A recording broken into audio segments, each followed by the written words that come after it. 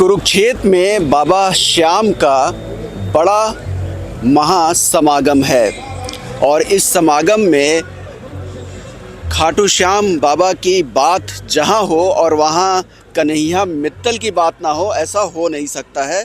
हमारे साथ इस प्रोग्राम में शिरकत कर रहे हैं, लोगों को बाबा के अरदास में भागीदार बनाएंगे। कन्हैया मित्तल क्या कहेंगे? सबसे पहले सभी को जय श्री श्याम। और ये कुरुक्षेत्र की धरा पर ऐतिहासिक कार्यक्रम है जहाँ श्याम बाबा के भजनों का आनंद लेने हज़ारों भक्त यहाँ पधारे हैं। श्याम बाबा की कृपा सब पर बनी रहे। ये महीना श्याम बाबा के जन्मदिन का है। 1 नवंबर को श्याम बाबा का जन्मोत्सव है, जिसे पाट्योत्सव भी कहा जाता है। तो ये समझिए कि जन्मदिन के अवसर पर ये कार्यक्रम हो रहा है। दूसरा, सरकार का भी 1 साल पूरा हुआ हरियाणा में, तकरीबन दोनों का ही जन्मदिन एक साथ आ रहा है। श्याम सरकार का भी और हरियाणा सरकार का भी। तो ये दोनों ही अच्छे हैं और हरियाणा उस विश्व पटल पे अपने आप को देख रहा है नायब सिंह सैनी जी के सानिध्य में, जहाँ हरियाणा ने कभी नहीं सोचा था। आज देखिए, जापान में जाके हरियाणा की बात होती है, दुबई में जाके हरियाणा की बात होती है। ये कभी नहीं हुआ, ये बड़ी बात है। जो जिस जगह पे आप प्रोग्राम करने जा रहे हैं वो भी केशव पार्क है, कुरुक्षेत्र की धरती है। बिल्कुल, ये हर जगह कृष्ण है। कृष्ण कहाँ नहीं है? भारत के सबसे बड़े राजनीतिज्ञ भगवान कृष्ण हुए और महाभारत जहाँ पर हुआ, जहाँ धर्म की विजय हुई, उस धरा पर बैठकर हम भजन करेंगे। और आज अहोई का भी व्रत है, हमारी बहनों ने अपने बच्चों के लिए व्रत रखा है, उसका भी आज तारा देखकर आज उन्होंने व्रत खोला है।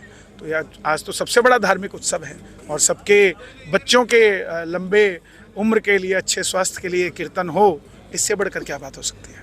आप जहाँ भी जाते हैं लोगों का प्यार जो है आपके साथ जुड़ जाता है। अभी भी 10,000 के करीब लोग यहाँ पे हैं। उम्मीद की जा रही है कि ये संख्या और भी बढ़ने जा रही है। ये मेरे प्रति प्यार मुझे नहीं पता है कि नहीं, लेकिन ये श्याम बाबा के प्रति आस्था का प्रतीक है। खाटू श्याम जी को लोग मानने लगे हैं, जानने लगे हैं। एक वक्त वो था जब 97 में हमने गाना शुरू किया था तो लोगों को बताना पड़ता था, इकट्ठे करना पड़ता था कि सुन लो कौन है। आज लोग कहते हैं हमें बता दो कौन है।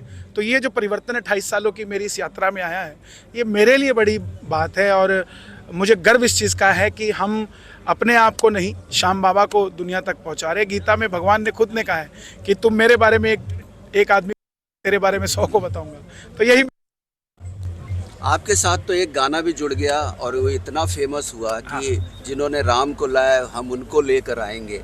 अब तो बिहार में भी चुनाव है, जहाँ भी चुनाव होता है वहाँ इस गाने की भी चर्चा खूब होती है। बिल्कुल होगी। जब तक राम जी की चर्चा इस देश के अंदर होती रहेगी तब तक इस गीत की बात होती रहेगी, क्योंकि ये मेरी आवाज़ नहीं है, आम जनमानस सनातनी के दिल की बात है और ये सब प्रभु राम ही करवाने वाले हैं। और बिहार में भी मुझे लगता है कि सनातनी जगेगा और एकजुट होकर काम करेगा।